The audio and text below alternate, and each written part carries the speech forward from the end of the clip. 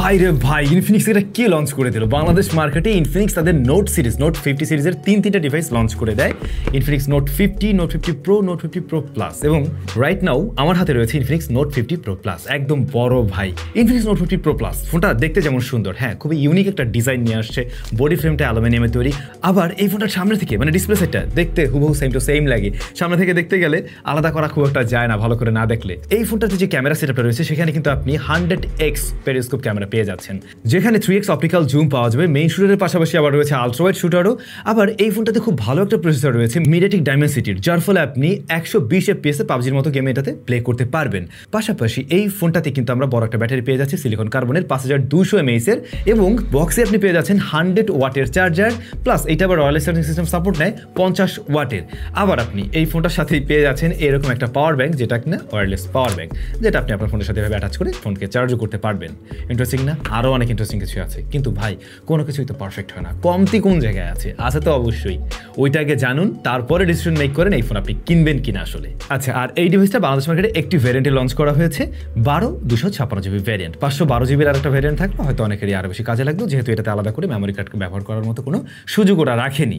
আর একটা ইন্টারেস্টিং ব্যাপার শেয়ার করছি, অনেকেই স্মার্টফোন ইএমআই ফ্যাসিলিটিসে কিনতে চান, কিন্তু হয়তো আপনার কাছে ব্যাংক কার্ড নেই। তো এই ডিভাইসটার ক্ষেত্রে আপনি 0% ইএমআই ফ্যাসিলিটিস পেতে পারেন উইদাউট ব্যাংক কার্ড। আপনি পাম্পের মাধ্যমে এই স্মার্টফোনটি কিনতে পারেন খুব সহজেই, এবং এপ্রিল মাসের মধ্যে যদি কেনেন তাহলে এই ডিভাইসটাতে আপনি 0% ইএমআই ফ্যাসিলিটিসটি পেয়ে যাচ্ছেন। সেক্ষেত্রে এই ডিভাইসের জাস্ট 20% আপনাকে ডিপোজিট করলেই চলবে। That's it. ভিডিও ডেসক্রিপশন সব কিছু লেখা আছে, আপনি দেখে নিতে পারেন। স্মার্টফোনটির ডিজাইন নিয়ে আমি ফার্স্টে কথা বলতে চাই, কারণ এইটার ডিজাইনটা আমার কাছে বেশ ইউনিক মনে হয়েছে। রিয়ার প্যানেলটাতে গ্লাস রয়েছে, এবং এটা একটু ফ্রস্টেড টাইপের, যেখানে আমরা ইনফিনিক্সের ব্র্যান্ডিং দেখছি, আর 5G প্লাসও লেখা আছে এখানে। তবে ভালো লাগতে পারে অনেকের কাছে এর ক্যামেরা সেটআপটি বা ক্যামেরা মডিউলটি।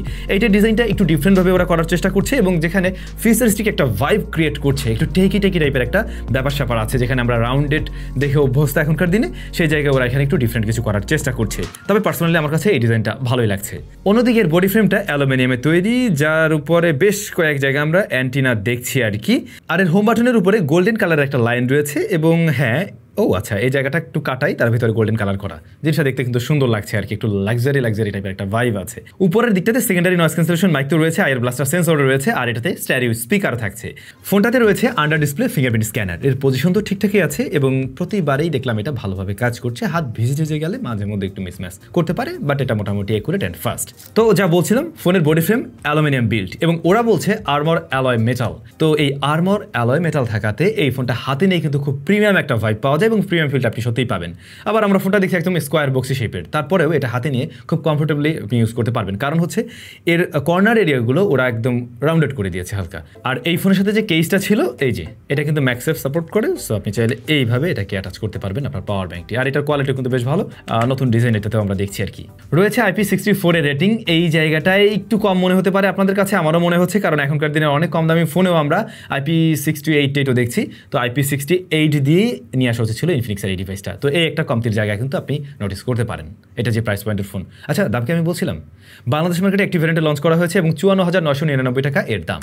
সাথে যে এই সমস্ত জিনিসপত্র পেয়ে যাচ্ছেন, আর ইএমআই তো নিতেও পারবেন চাইলে। হ্যাঁ, আরেকটা ব্যাপার তো বলাই হলো না, এটাতে কিন্তু আবার RGB লাইট জ্বলে, যে এখানে নোটিফিকেশন লাইট, এবং চার্জিং টাইমেও এটা ইন্ডিকেটর হিসেবে কাজ করে।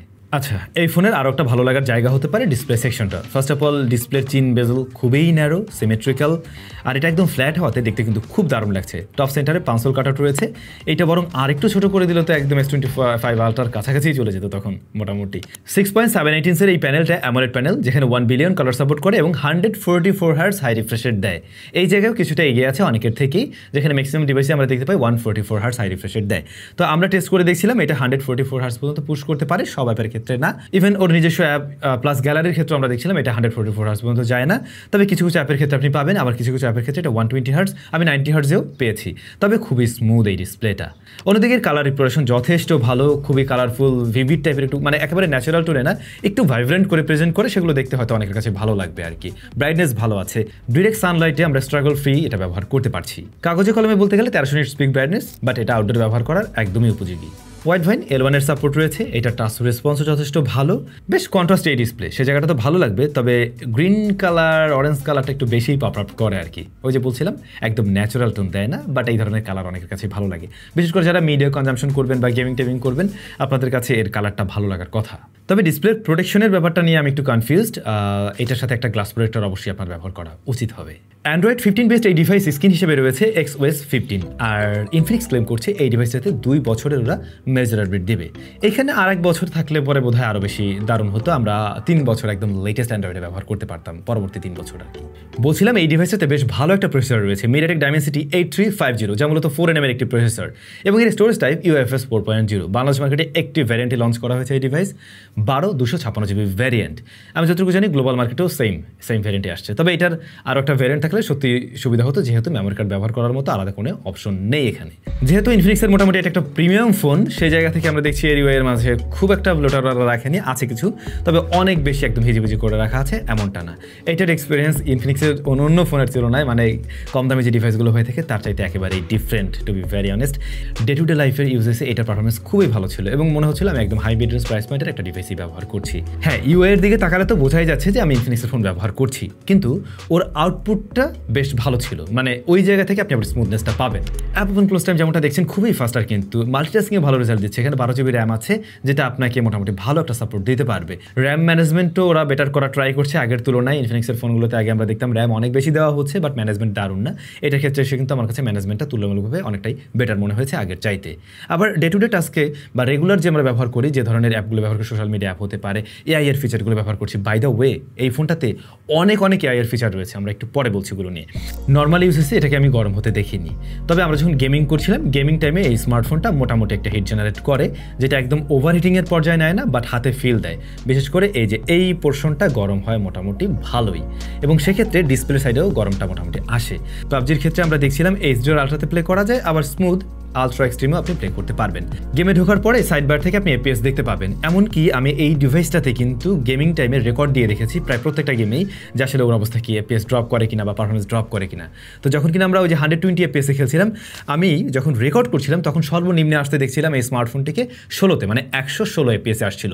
আর মোস্ট অফ দ্য টাইম আমি যদি অ্যাভারেজে বলি, এটা 118 FPS ছিল ম্যাক্সিমাম টাইমেই, মানে সেটা লং টাইমে গিয়েও। 40-45 মিনিটের পরে স্মার্টফোনটা প্রায় হিট জেনারেট করে 41 ডিগ্রির কাছাকাছি, যেটা এই পোর্শনটাতেই ছিল। আর একইভাবে ডিসপ্লের এই সাইডটাতেও হালকা হিট জেনারেট করতে দেখা যায়, তবে পারফরমেন্স আমি ড্রপ পাইনি যখন কিনা আমি 120 FPS খেলছিলাম। অন্যদিকে গেছেন ইম্প্যাক্টে যখন বাই ডিফল্ট সেটিংসে খেলছিলাম 30 FPS, তখন দেখলাম এটা একদম লকড অবস্থায় আছে 29 FPS। এরপরে আমি যখন কাস্টম গ্রাফিক্সে গেলাম 60 FPS নিয়ে, তখন এটা মোটামুটি 57 থেকে 60-র মধ্যে ঘোরাফেরা করছিল লং রানে গিয়েও। বাট পাবজির তুলনায় এটাতে বেশি প্রেশার দেয় বোঝা যায়, এবং মাঝে মধ্যে হালকা স্টার্টার আমি লক্ষ্য করেছি একেবারে হাইয়েস্ট সেটিংসে, প্লাস হিটটাও একটু বেশি জেনারেট করছিল। তবে এর বাইরেও আরও বেশ কিছু গেম কিন্তু আমরা প্লে করি এই ডিভাইসটাতে, এবং বেশ প্রমিসিং একটা আউটপুট দিতে দেখেছি এই ডিভাইসটাকে। তো আমার মনে হয় আপনি যদি গেমিং টেমিংয়ের জন্য চিন্তা করেন, এটা আপনাকে অসন্তুষ্ট করবে না আসলে। হ্যাঁ, এখন আমাকে যদি জিজ্ঞেস করেন এর চাইতে কি বেটার ডিল আমি পেতে পারি না গেমিংয়ের জন্য, ডেফিনেটলি পেতে পারেন। আপনি যদি গ্রে মার্কেটের প্রোডাক্ট কিনেন, তাহলে অবশ্যই এর চাইতে অনেক বেটার প্রসেসরযুক্ত ডিভাইস আপনি পেয়ে যাবেন, যেগুলো গেমিংয়ে আরও বেটার রেজাল্ট দিবে। বাট আমরা কম্পেয়ার করে বলছি অফিসিয়াল ডিভাইসগুলোর সাথে, সেই জায়গায় কিন্তু সে খুব ভালো রেজাল্ট দিচ্ছে। বলছিলাম ফোনটাতে অনেক এআই এর ফিচার রয়েছে। এআই এর ফিচারের মধ্যে এআই ক্যামেরা তো আছে ফার্স্ট অফ অল, দেন আপনি এআই জিসি পোর্ট্রেট তুলতে পারবেন এই ডিভাইসটা দিয়ে। আবার এআই ইরেজারটা, ভাই এআই ইরেজার এইটাতে মানে একেবারে ইনসেন লেভেলের একটা রেজাল্ট দিছে। আমি যদি কম্পেয়ার করে বলি আইফোনের সাথে, মাচ বেটার এটার। এমনকি আপনি স্যামসাংয়ের সাথে সাইড বাই সাইড কম্পেয়ার করলে আপনার কাছে মনে হবে না এটাতে মোটেই ওইখানে কমতি আছে, যেমনটা আপনি দেখছেন রেজাল্টে। এছাড়াও রয়েছে এআই রাইটিং অ্যাসিস্ট্যান্ট, তারপর আপনি কোনো একটা ছবি ড্র করে মানে ওটাকে মেক করতে চাইলে, হ্যাঁ সেটাও আপনি করতে পারছেন এখান থেকে। কি পয়েন্ট মেকিং করতে পারবেন, সামারাইজ করতে পারবেন বড় একটা টেক্সটকে। রয়েছে সার্কেল টু সার্চ, আবার এআই ওয়ালপেপার। এই যেগুলো বললাম, এগুলো মোস্টলি আমার টুকটাক ব্যবহার করা হয়েছে বা আমরা চেক করে দেখছিলাম, এগুলো আপনি এখানে খুব সুন্দরভাবে ব্যবহার করতে পারবেন। এর বাইরেও বেশ কিছু এআই ফিচার আছে, চাইলে আপনি সেগুলো ইউজ করতে পারবেন। সো আপনি অবশ্যই আপনার এই নতুন ফোনটাতে এআই এর সমস্ত রকম সুবিধাই পেয়ে যাচ্ছেন, যেগুলো এখনকার দিনের স্মার্টফোনের সাথে আমরা দেখছি বা একটু প্রিমিয়াম ডিভাইসগুলোতে পেয়ে যাচ্ছি। বাই দ্য ওয়ে, এটাই কিন্তু প্রথম ডিভাইস যেটাতে কিনা ডিপসেক এআই রয়েছে বিল্ট ইন, আর এটাতে এআই নয়েজ ক্যান্সেলিং মোডও আছে। আচ্ছা, কোম্পানি দেখলাম এই স্মার্টফোনটার ক্যামেরাকেও বেশ বড়সড় করে ফোকাস করার ট্রাই করছে। এর যে মেইন শুটার সোনি IMX896, যেখানে আপনি ওয়াইএস পেয়ে যাচ্ছেন, মেইন শুটার হিসেবে কাজ করছে এইটা। পরবর্তী শুটার 50 মেগাপিক্সেলের, এটা পেরিস্কোপ জুম লেন্স, যেখানে ওয়াইএস রয়েছে, আবার 3x অপটিক্যাল জুম পাওয়া যাবে, এবং আপনি ওই যে ডিজিটালি জুম সবকিছু মিলে, হাইব্রিড জুম সবকিছু মিলে আপনি 100x পর্যন্ত পেয়ে যাবেন। এবং ওদের বক্সেও লেখা দেখলাম 100x পেরিস্কোপ ক্যামেরা। এছাড়াও রয়েছে 8 মেগাপিক্সেল একটা আলট্রা ওয়াইড শুটার, এটা আরেকটু বড় হলে আরো ভালো হতো, 13 মেগাপিক্সেল দিলে বোধহয় আরেকটু বেটার রেজুলেশন সহ ছবি আমরা পেয়ে যেতাম। ইনফিনিক্সের ক্যামেরা নিয়ে কমপ্লেন আমার বরাবরই ছিল কম দামি ফোনগুলোতে, যেগুলো আন্ডার 30K এর মধ্যে পাওয়া যেত আর কি, বাট এই ফোনটা তো বেশ দামি ফোন, সো আমাদের এক্সপেকটেশন আরেকটু বেড়ে যাবে। এবং যেটা এসে দেখলাম ওরা বেশ কিছু বিষয় ফিক্স করার ট্রাই করছে, লাইক ওদের ডাইনামিক রেঞ্জ হ্যান্ডেলটা খুব একটা ভালো ছিল না, তারপর হেভি হাইলাইট মানে এক্সপোজার ব্যালেন্স করতে গিয়েও হিমশিম খেয়ে যেত, যেখানে এই ডিভাইসটা কিন্তু অনেকটা বেটার করার ট্রাই করছে। হ্যাঁ, কালার অ্যাকুরেসিতে এখনও ঠিক জায়গায় আসতে পারেনি, এটা একেবারে ন্যাচারাল টোন দিচ্ছে না, ভাইব্রেন্ট ভিভিড করে প্রেজেন্ট করে কিছুটা, যেটা অনেকের কাছে আবার আই কাছি লাগে, দেখতে ভালো লাগে, হয়তো আপনাদের ভালোও লাগতে পারে। একই সাথে এখানে আমরা ওয়ার্ম টোনও বিদ্যমান দেখছি কিছু কিছু ছবিতে, তবে এই ব্যাপারটা ফ্ল্যাকচুয়েট করে, সবসময় একই রকমভাবে থাকে না, এটা লাইটিং সিনারিও অনুযায়ী বিভিন্ন সিচুয়েশনে কিছুটা আলাদা আলাদা আছে। কিছু কিছু ক্ষেত্রে আমার কাছে একটু ওভার শার্পেনিংও মনে হচ্ছিল, এটা মানে ওভার প্রসেসড মনে হচ্ছিল, এই জায়গাটা আর একটু নিউট্রাল রাখলে বোধহয় ভালো লাগতো আর কি। শ্যাডোর দিকে কিছুটা ডিটেলের পরিমাণ কম আর গ্রেনের দেখা ছিল, আগের চাইতে ক্যামেরাতে অনেকটা ইমপ্রুভমেন্ট আসছে, এটা যেমন সত্যি, একই সাথে এখানে কাজ করার মতো আরও কিছুটা জায়গা আছে এখনও। আমরা ডে লাইটে এর থেকে যতটা ভালো ছবি পেয়েছি, লো লাইটে আমার এক্সপেকটেশন আসলে ওরকম ছিল, কিন্তু তেমন ছবি আমি পাইনি, বিশেষ করে ছবিগুলো অনেকটা সফট মনে হয়েছে, আর হাইলাইটটাকে ব্যালেন্স করতে গিয়ে তখন একটু হিমশিম খায় এই ডিভাইসটা। তবে আলট্রা ওয়াইডটা খুব একটা দারুণ খেলা দেখাতে পারেনি, যেমন কালারের কিছুটা ব্যবধান এখানে আছে, আর ডাইনামিক রেঞ্জ হ্যান্ডেল এটা অনেকটা পিছিয়ে থাকে মেইন ক্যামেরার সাথে কম্পারিজন নিতে গেলে, প্লাস এইটার আবার ওই যে এক্সপোজার ইস্যুটা আছে এখানে। তো আমাদের টেস্টিংয়ে দেখলাম প্রপার লাইটিং কন্ডিশনে ও ভালো ছবি দিলেও লো লাইটে খুব বেশি স্ট্রাগল করছে আর কি। পোর্ট্রেটে দেখলাম 3টা ফোকাল লেন্থে আপনি ছবি তুলতে পারবেন, 1x 2x এবং 3x। আমার তো ভালো লেগেছে 3x, আপনাদের কাছে কেমন লাগছে 3x কমেন্ট করে জানাবেন। তো 3x এর ছবিগুলোতে ব্যাকগ্রাউন্ড ব্লারনেসটা মনে হচ্ছিল ডিএসএলআর টাইপ এবং সাবজেক্টকে ঠিকভাবে প্রেজেন্ট করতে পারছে। এজ ডিটেকশনে টুকটাক কিছুটা মিসম্যাচ পেয়েছি, বিশেষ করে চুল এরিয়াতে বা ক্রিটিক্যাল জায়গাগুলোতে মাঝে মধ্যে মিসম্যাচ করতে দেখা গেছে। তবে স্কিন টোন একটু সফট লাগতে পারে আপনাদের কাছে এবং ডিটেল কিছুটা কম মনে হতে পারে, এই জায়গাটা আসলে বিউটিফিকেশনের প্রয়োজন ছিল না, ন্যাচারাল লাগলে বোধহয় আরও বেশি ভালো লাগতো আর কি। এর যে জুম লেন্সটা রয়েছে সেখান থেকে আমরা যদি 3x এর নর্মাল ছবি তুলি, সেগুলো কিন্তু লসলেস জুমে ছবি দিয়ে থাকে, ডিটেল আপনি ঠিকঠাক দেখবেন, তবে কালারের ক্ষেত্রে কিছুটা চেঞ্জেস আছে মানে মেন ক্যামেরার সাথে কম্পেয়ার করতে গেলে। আবার আমরা যদি এর চাইতে বেশি জুম করি, হয়তো আমরা 6x বা এর আশেপাশে পর্যন্ত মোটামুটি ছবিগুলো ঠিক আছে, বাট এর উপরে গেলে তখন ডিটেল হারাতে থাকে। 100x পর্যন্ত নেওয়া যায় ঠিকই, তবে সেই ছবি আফটার প্রসেসিংও ট্রাই করে মোটামুটি একটা ছবি দেওয়ার জন্য, স্টিল সেগুলো আমার মনে হয় না যে মানে কাজে লাগানোর মতো কিছু, হয়তো অনেক সময় অনেক ডকুমেন্ট রাখার প্রয়োজন পড়ে বা প্রয়োজন হলে আপনি তুলতে পারবেন। আমরা চাঁদের ছবি তুলে দেখতে পারিনি, এটা দিয়ে তুলে দেখাতে পারলে আরও দারুণ হতো। ফ্রন্ট ফেসিং ক্যামেরা 32 মেগাপিক্সেলের, এইটা বাই ডিফল্টভাবে একটু ওয়ার্মের দিকে নিয়ে টোন দেয়, স্কিন টোনটা একটু চেঞ্জ করে প্রেজেন্ট করে, তবে এইটার আবার ডাইনামিক রেঞ্জ হ্যান্ডেল মোটামুটি ভালো, কিন্তু ছবিতে একটু সফটনেস লক্ষ্য করা যায়, সেটা আমরা আউটডোরেও খেয়াল করেছি, স্কিনটা ভালোই সফট করে, মানে সমস্ত বিউটিফিকেশন অফ থাকলেও একটু সফট মনে হয় আর কি। আমার মতে আর একটু টেক্সচার থাকলে ভালো লাগতো বোধ হয়। ইনডোরের দিকে সফটনেস আরও কিছুটা বেশি লক্ষ্য করা যায় আর কি। ফোনটার মেইন ক্যামেরায় ভিডিও রেকর্ড করা যায় সর্বোচ্চ 4K 60 FPS-এ, EIS OIS আপনি পেয়ে যাচ্ছেন এখানে, স্ট্যাবিলিটি মোটামুটি ভালোই পাবেন, এই জায়গাটা ভালো আছে, এক্সপোজার ব্যালেন্সে একটু টাইম নেবে, আর ভিডিওকে যদি কম্পেয়ার করতে বলেন এরকম প্রাইস পয়েন্টের এই ফোনের সাথে, তাহলে এর চাইতে আরও বেটার কোয়ালিটির ভিডিও ক্যামেরাযুক্ত স্মার্টফোন পাবেন, তবে গ্রে মার্কেটের ফোন অবশ্যই। আর যদি বলে এর ভিডিও আপনি কাজে লাগাতে পারবেন কিনা, ভালো লাইটিং কন্ডিশনে এর ভিডিও সত্যি কাজে লাগাতে পারবেন, তবে লো লাইটের দিকে অনেক বেশি নয়েজ গ্রেন ক্যাপচার করে। ফ্রন্ট ফেসিং ক্যামেরা সর্বোচ্চ 4K 30 FPS রেকর্ড করা যায়, রাইট নাও রেকর্ড হচ্ছে এই ডিভাইসে, যেমনটা দেখছি এখানে একটু ওয়ার্ম টোন লাগে আর কি বেশি, আর সাউন্ডটাও রেকর্ড হচ্ছে কিন্তু এই ডিভাইসে। সো আপনি চাইলে 4K 30 FPS পর্যন্ত নিতে পারবেন এই ডিভাইসের ফ্রন্ট ফেসিং ক্যামেরায়।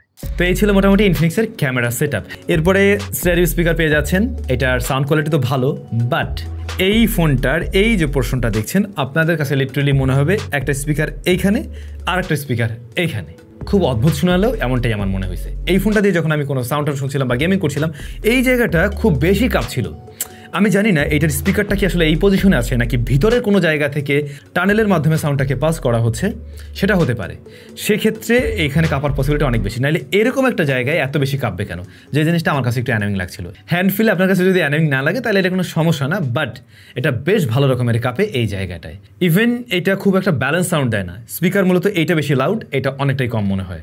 এমনিতে সাউন্ডের ক্ল্যারিটি কিন্তু ভালো, ফুল ভলিউমে কোনো ডিসিশন দেয় না এই ডিভাইসটা।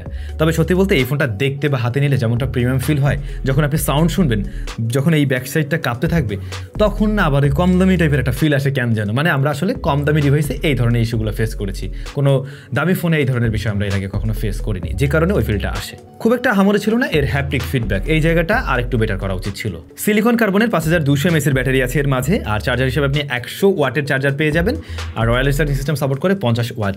এই ব্যাপারটা ভালো করছে এরকম প্রাইস পয়েন্টের একটা ফোন অনুযায়ী। আর আমাদের টেস্টিংয়ে দেখলাম 37 মিনিটসের আশেপাশে এটা চার্জ হয়ে যাচ্ছে। আছে। ব্যাকআপ ভালো, এই ফোনটা দিয়ে আপনি একদিন পার করতে পারবেন। আমরা যখন হেভি টাস্কিং করছিলাম এটা অলমোস্ট 8 আওয়ার্সের মতো এসওটি দিতে পারছিল, বাট আপনারা আসলে ওইভাবে হয়তো ইউজ করবেন না, আবার ইউজার টু ইউজারও ভেরি করে অনেক সময়। তবে সব কিছু মিলে আমার যা মনে হয় এটা একদিন চালানো যাবে, একদিনের বেশি আশা করতে পারেন না, বাট একদিন চালাতে পারবেন। আর যদি বেশি প্যারা হয়ে যায়, ছোট্ট জিনিসটা পকেটে থাকলে তো কোনো সমস্যা নেই, সেক্ষেত্রে আপনি বাড়তি ব্যাকআপ পেয়ে যাচ্ছেন। এটা 5000 mAh এর। নেটওয়ার্ক রিসিপশন জন্য কোনো প্রবলেম পাইনি, যদিও বাংলাদেশে 5G নেই, ওইভাবে টেস্ট করার মতো সুযোগ হয়নি। তো পরবর্তীতে 5G চলে আসলে এটা ফিউচার প্রুফ। পাশাপাশি ওয়াইফাই রিসেপশন ভালো ছিল, ব্লুটুথ কানেক্টিভিটিতেও কোনো ধরনের প্রবলেম পাওয়া যায়নি এই ডিভাইসটাতে।